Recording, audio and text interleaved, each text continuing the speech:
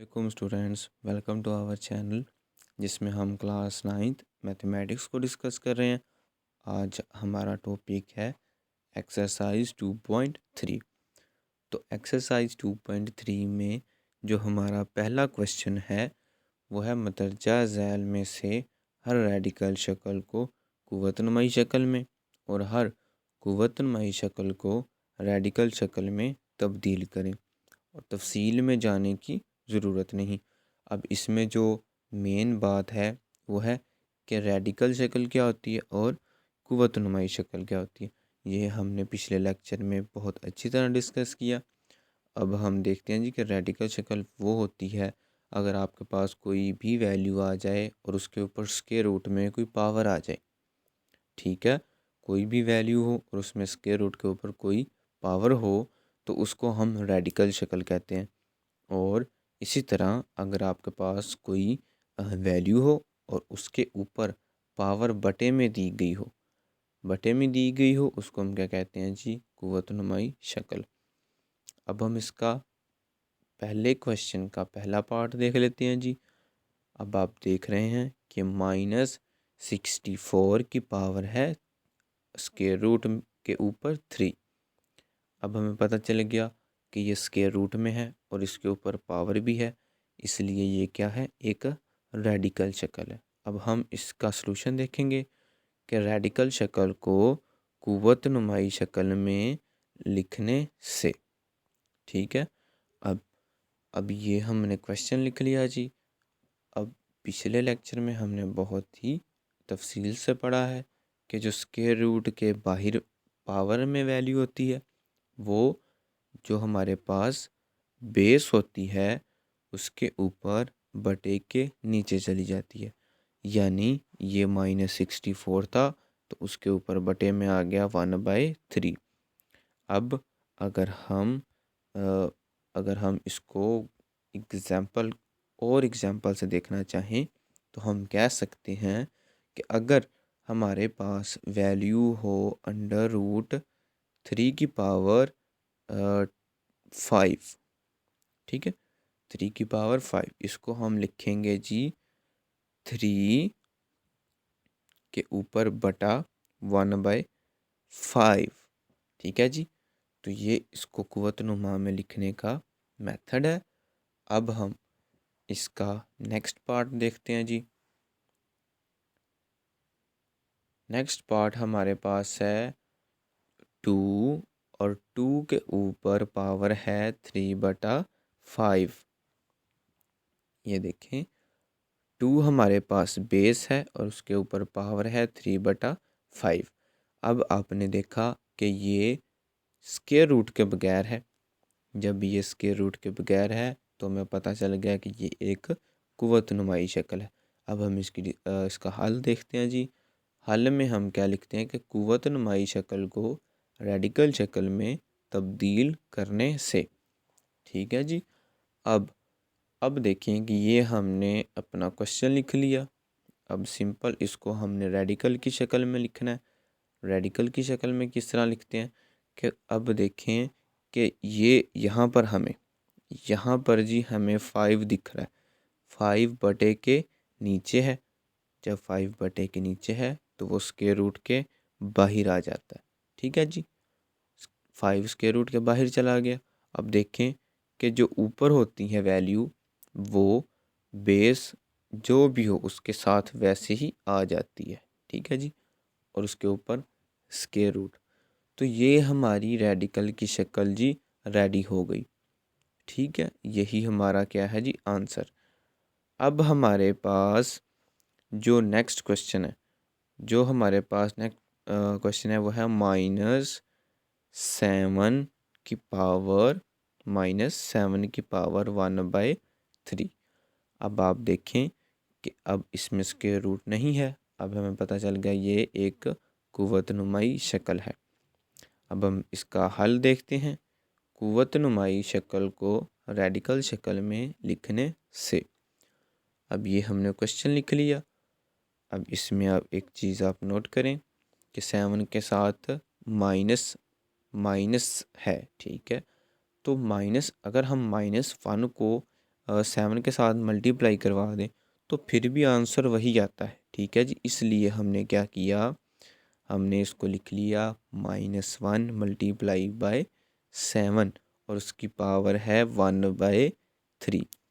ठीक है, अब हमने एक कानून पढ़ा कि अगर आपके पास ए बी हो, ए बी, तो आप उसके ऊपर कॉमन पावर n हो, n, तो आप उसको ए एन और बी एन लिख सकते हैं। ठीक है जी, आप उसको इस तरह लिख सकते हैं।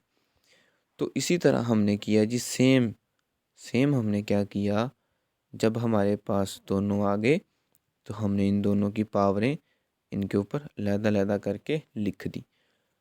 अब अगर हम -1 की पावर लिखेंगे तो वो तो -1 की आप पावर अगर ओड नंबर लेंगे तो वो वही आएगी, लेकिन अगर आप कोई इवन नंबर लेंगे तो उनका साइन चेंज हो जाता है। अब 1/3 एक ओड है। ठीक है, जब ये ओड है तो -1 तो -1 ही रहेगा। ठीक है जी, तो इसलिए हम कहते हैं कि माइनस तो वैसे ही आ गया साथ। अब 7 के नीचे आप देखें, 7 के नीचे हमें पता चल रहा है ऊपर जो पावर है 7 की वो बटे के नीचे 3 है। जब बटे के नीचे 3 है तो वो स्क्वायर रूट के बाहर चली जाती है, और 7 के ऊपर पावर ये ऊपर वाली 1 है तो 7 के ऊपर पावर 1 आ गई, तो वो लिखने की ज़रूरत नहीं होती हमें। अब हम अपने नेक्स्ट पार्ट की तरफ चलते हैं। नेक्स्ट पार्ट है हमारे पास y की पावर -2/3।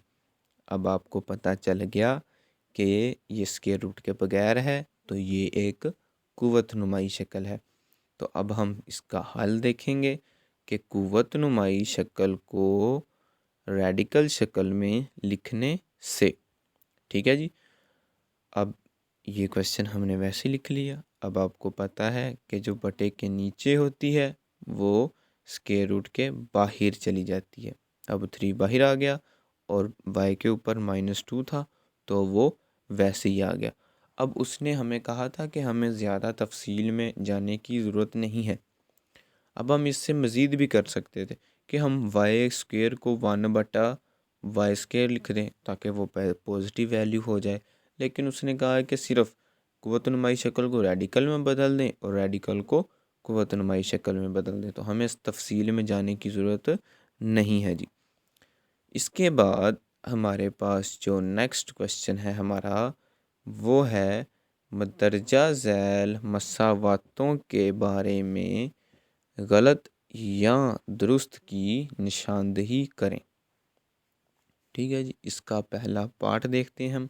पहला पार्ट है 5 की पावर है 1/5। अब 1/5 आ गया 5 की पावर, तो जो बटे के नीचे होती है वो स्क्वायर रूट के बाहर वैल्यू चली जाती है। अब आप देख रहे हैं कि जो 5 है, अब आपने देखा कि जो 5 है वो तो बटे के नीचे है। अब जो इसने रेडिकल बनाया है उसमें तो 5 की पावर लगाई नहीं इसने। यहाँ पर अगर 5 आ जाता तो ये फिर दुरुस्त होना था। अब यहाँ पर इसने 5 नहीं लगाया, इसलिए ये क्या है, ये गलत है हमारा सवाल। ठीक है, तो ये इसकी डिस्क्रिप्शन हम क्या देंगे कि ये गलत मसावात है। अब हम अगर बात करें सेकंड पार्ट की, सेकंड पार्ट में आप देखें कि 2 की पावर है 2/3। ठीक है, अब देखें कि जो 2 की पावर है वो है 2/3, तो बटे के नीचे 3 आ रहा है तो इसलिए 3 बाहर आ गया। ठीक है, और फिर अगर हम इसको एक स्टेप मज़ीद और कर लें कि √3 की पावर यहाँ पर 2 आना था और इसके ऊपर स्क्वायर था इसका स्क्वायर। अब देखें अगर हम 2 का स्क्वायर लें, 2 का स्क्वायर मतलब क्या है कि 2 को 2 से मल्टीप्लाई करवाएं तो आंसर 4 ही आता है, इसलिए हमने इसमें 4 लिख दिया ये वाला। ठीक है जी, ये वाला हमने 4 लिख दिया। तो कहने का मतलब ये है कि उसको हल करने से हमारा जो आंसर आता है वो यही आता है। तो इस वजह से हम कह देते हैं कि ये जो हमारा क्वेश्चन है वो दुरुस्त है, ये हमारा गलत था। अब हम नेक्स्ट पार्ट की तरफ जाते हैं। नेक्स्ट पार्ट हमें क्या कहता है कि अगर आप 49 का जज़र लें, वो किसके बराबर आता है? वो √7 के। तो ये तो पॉसिबल नहीं है, क्योंकि अगर आप 7 को 7 से मल्टीप्लाई करवाएं तो वो 47 बनता है। और आपको पता है जब दो बेसिस सेम हो तो उनकी जो पावरें होती हैं, 7 की पावर 1 है और 7 की पावर 1 है, तो ऊपर पावरें जमा हो जाती हैं, तो 7 का स्क्वायर बन जाएगा। तो अब आप देखें, अगर हम इसको स्क्वायर रूट में लिख लें, क्योंकि 49 स्क्वायर में है तो ये स्क्वायर में आ गया, तो स्क्वायर और स्क्वायर कैंसिल हो जाता है। ठीक है, ये जो स्क्वायर रूट है वो 2 से कैंसिल हो जाएगा, तो पीछे आंसर 7 आना चाहिए था। 7 आंसर आना चाहिए था, लेकिन यहाँ पर जो आंसर है वो है √7। तो √7 7 के बराबर तो नहीं आता, इसलिए हम कहते हैं कि ये जो हमारा क्वेश्चन है, ठीक है जी, ये जो हमारा क्वेश्चन है उसने गलत किया है, या मसावात जो है वो गलत दी है। अब हम अपने क्वेश्चन पार्ट नंबर 4 की तरफ जाते हैं। पार्ट नंबर 4 कहता है कि अगर x की पावर हो 27 और उसके ऊपर हो स्क्वायर रूट, और स्क्वायर रूट की पावर में वैल्यू हो 3, ठीक है, तो साबित करें कि या कि आया ये इसके x के क्यूब के बराबर आता है कि नहीं।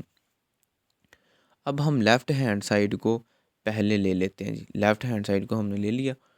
अब आप देखें कि ये हमारे पास रेडिकल शक्ल है, इसको हमने कुव्वतनुमाई शक्ल में लिखना है। अब जो x के ऊपर पावर होती है वो तो वैसे ही रहती है, जो स्क्वायर रूट के बाहर होती है पावर, वो बेस के ऊपर वाली पावर से डिवाइड कर जाती है, यानी वो बटे के नीचे आ जाती है। अब देखिए, इसकी पावर थी 27 और 3 इधर आके डिवाइड हो गया, तो 3 बटे के नीचे आ गया। अब अगर हम इस 27 को 3 पर डिवाइड करें तो आंसर आता है 9। ठीक है जी, आंसर आता है हमारे पास 9। तो जो हमारे पास आंसर आया वो आया जी x की पावर 9, जबकि जो उसने गिवन दिया था वो था x की क्यूब। तो ये इस वजह से ये हमारी मसावात गलत है। ठीक है, तो ये जी सिंपल सा इसमें था क्वेश्चन। तो आई होप सो कि आपको इसकी समझ आ गई होगी अच्छे से। अब हम इसके नेक्स्ट क्वेश्चन पर चलते हैं, वो है क्वेश्चन नंबर 3। मदरजा झैल शक्लों को उनकी आम शक्ल में तब्दील करें। अब जो हमारे पास है क्वेश्चन नंबर 3, उसमें हमें मसावात में मसावातें दी गई हैं, उनको हमने उनकी आम शक्ल में तब्दील करना है। अब देखें जी, पहला जो पार्ट है वो है -125 की पावर 3।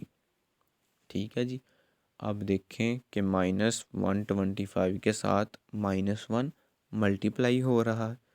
-1 मल्टीप्लाई अगर करें तो आंसर वही आता है, इसलिए हमने इनके साथ इसको स्प्लिट कर लिया। अब आप देखें कि जो पावरें होती हैं, अगर वो दो आपके पास एलिमेंट आ जाएं और उन दोनों दो बेसिस हों और वो लैदा हों और उनकी पावर कॉमन हो, तो हम उन दोनों को लैदा करके लिख सकते हैं। तो हमने इन दोनों को जी लैदा करके लिख दिया। अब -1 तो वैसे ही आ जाएगा, उसकी ओड पावर है। जबकि अगर हम 125 की जब हम 125 की तजज़ी करेंगे, आपको पता है कि तजज़ी किस तरह होती है जी।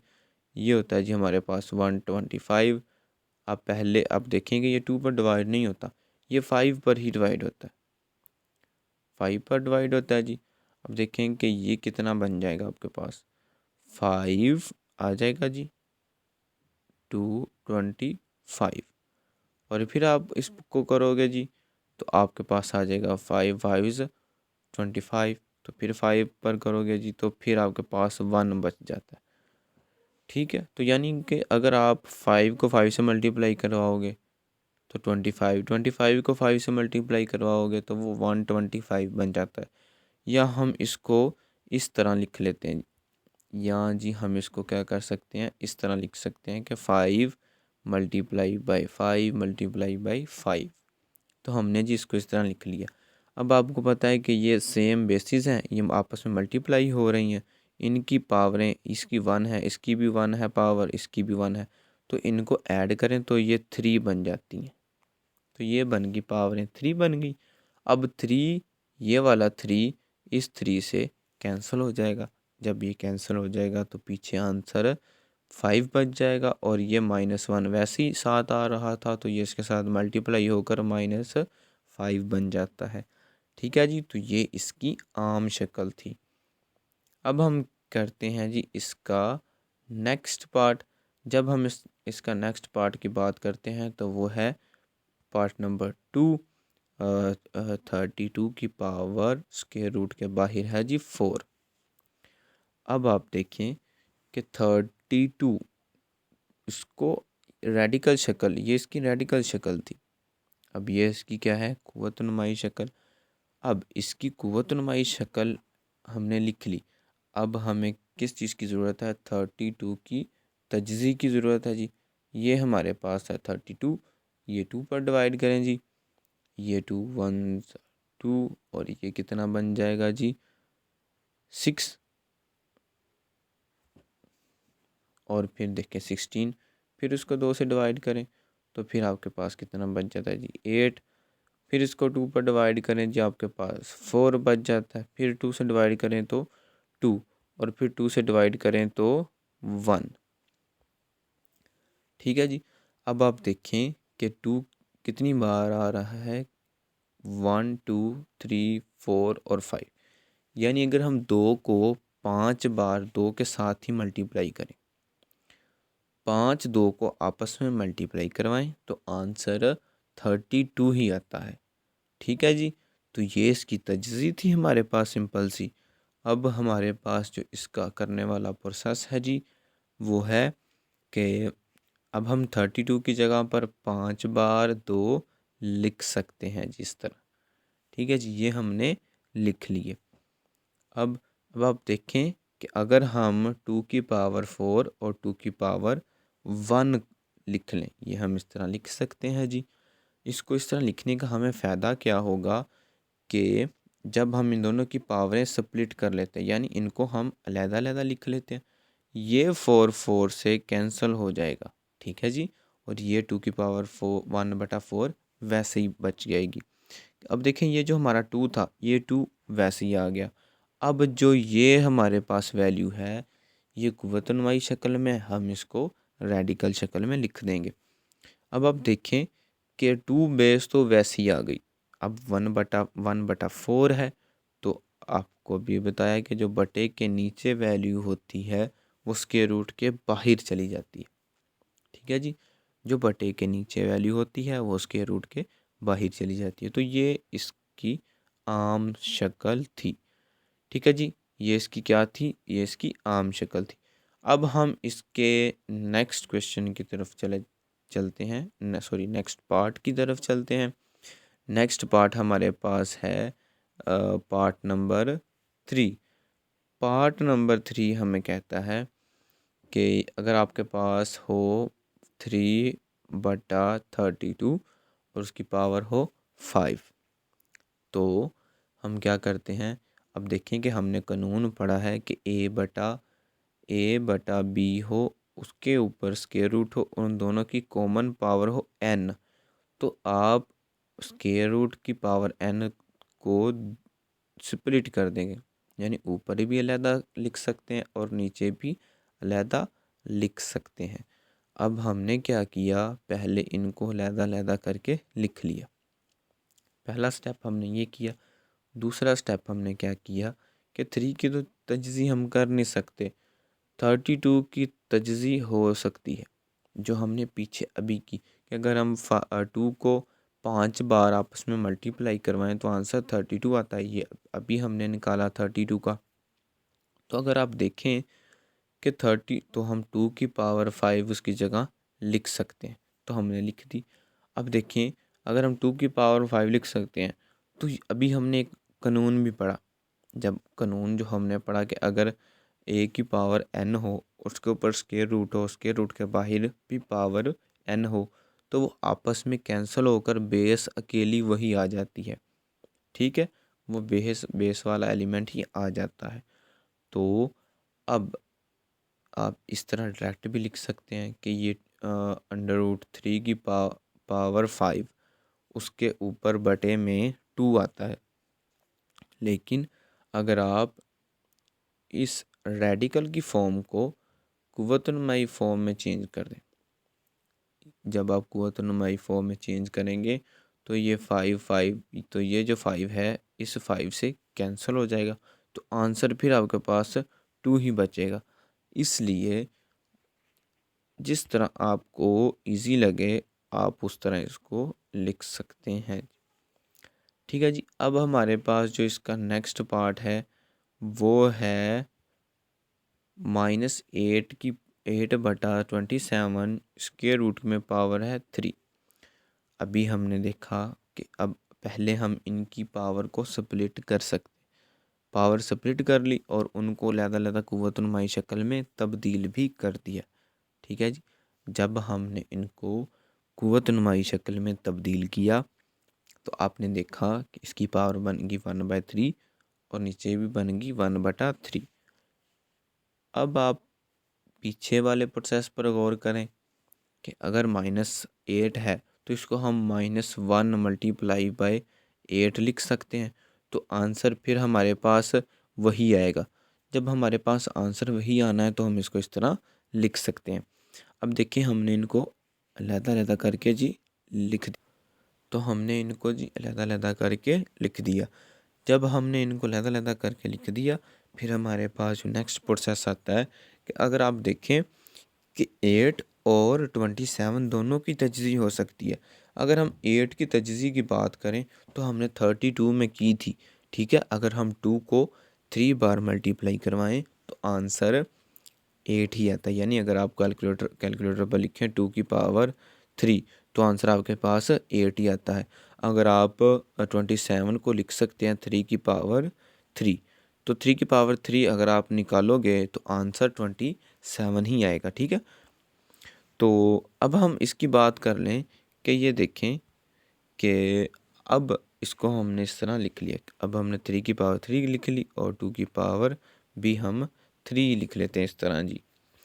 ठीक है, अब देखें कि ये 3 इस 3 से कैंसिल हो जाएगा और ये 3 इस 3 से कैंसिल हो जाएगा, तो पीछे ऊपर यहाँ पर 2 बच जाएगा और यहाँ पर 3 बच जाएगा, तो 2/3 आ जाएगा और -1 वैसे ही साथ आ रहा था तो साथ में मल्टीप्लाई कर देंगे तो -2/3 आ जाएगा। तो ये हमारे पास कुछ सिंपल से क्वेश्चंस थे जो हमने अभी डिस्कस किए, जिसको हमने बड़ी अच्छी तरह डिस्कस किया जी। तो इसके सिर्फ 3 ही क्वेश्चन थे, तो इस आखिरी क्वेश्चन के पार्ट के साथ ये एक्सरसाइज कंप्लीट होती है। अगर आपको ये एक्सरसाइज की समझ आ गई है तो हमारे चैनल को लाइक करें और सब्सक्राइब करें, अपने दोस्तों के साथ शेयर भी करें ताकि उससे उनका भी फ़ायदा हो। अब आपके साथ नेक्स्ट लेक्चर में मुलाकात होगी जी।